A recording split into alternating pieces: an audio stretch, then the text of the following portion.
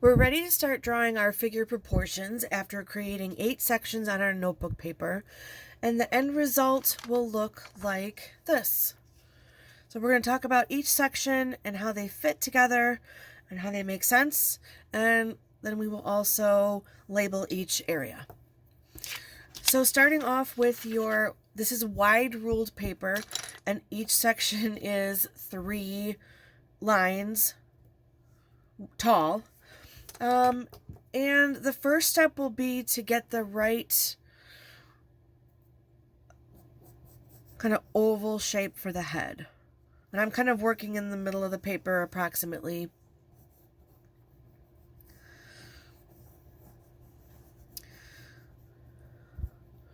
Any kind of pencil is fine to sketch with.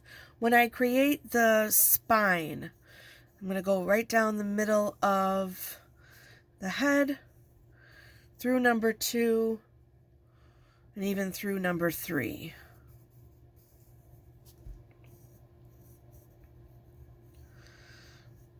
I'm drawing dark so that you can see it better. You can, of course, draw lightly so you can erase as needed. I had explained how to create the shoulder width according to this. So if you are wondering how far out to make the shoulders, which is coming up next, it's approximately 1 head on either side.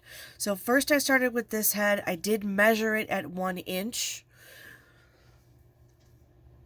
And then by creating another head that is 1 inch on either side, kind of like a ghost head, that will indicate how wide to make the shoulders. And that's approximate. Everything we're doing here is a basic general measurement for kind of a generic human body. It's not meant to be male or female. It's just meant to be a basic general skeleton structure, so we can understand placement of things. And I put this shoulder joint a little bit high. I'm going to drop it down a little bit, sorry. I like to put a circle for the joints, like shoulders, elbows, knees, in order to just indicate that that's where a bend is going to happen. Because when we create our wire structure, we'll need to know where those areas are going to bend. All right. Next, I'm actually going to pop in the belly button, and that is in section 3. And that's going to indicate where our rib cage is. And I like to do a rib cage like a U shape.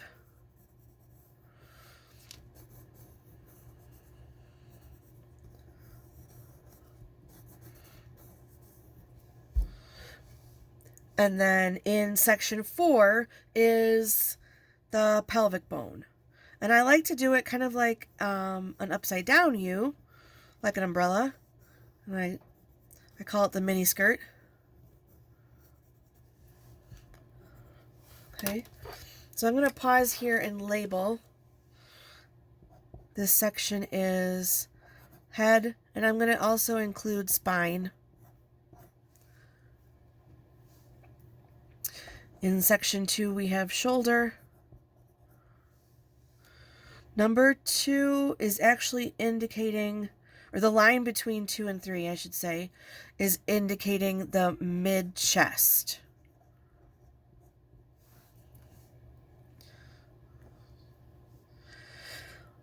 In number 3, we have belly button. Later, we're going to add elbow. And in 4, this is I'll call it the pelvis/hip. And then later on, the wrist. All right, we're going to jump down to the bottom of section 6, and this is knee. So basically coming right from the hip down. Oh, here's hip. And then straight down to the bottom of section 6 is the knee. And then we're going to go straight down again. Maybe even do a slight curve in. And this is ankle.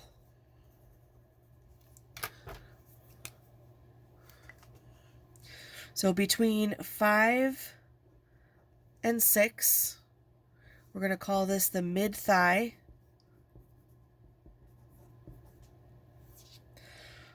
Line 6 is knee. This will be calf in section 7. Oops. And we'll call this ankle.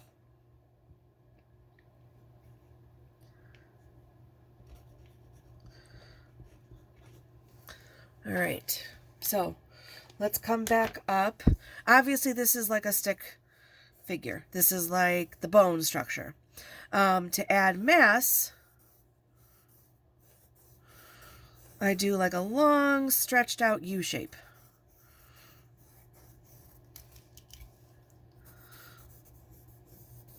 Again, it's very general and basic. There's lots of variations to create different sorts of bodies. Calf, because this calf muscle is going to be in section 7. And then I'm going to go just a little bit straighter down to the bottom of section 8.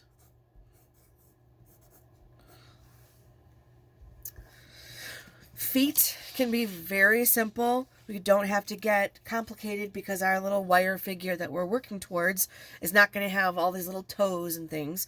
So just out at an angle towards the shoulder. So if you were to look at the shoulder, there's where the toes are.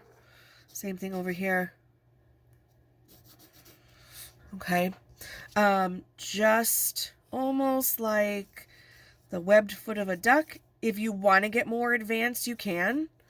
Because this is not drawing class, this is preparing for a sculpture. You can keep it simple.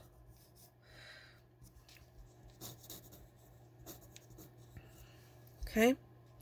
Let's go back up to the top. You could put in a slightly curved line across the middle, and that would indicate where the eyes will be. Again, it just gives it a little bit more of life. It's not required. Next is arms. So let's skip ahead to elbows. So the bottom of section 3. I'm gonna go right below the shoulders. Is elbow. And then wrist at the bottom of 4. And if you were to press your arms against your sides, you would feel your elbow pressing in towards your belly button area. So those do somewhat kind of line up. Mass for muscle, long U shape. Long U shape.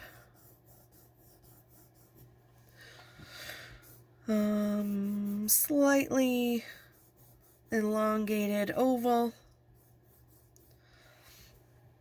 And then last is hands. And again, keeping it simple, almost like a mitten. So you can do...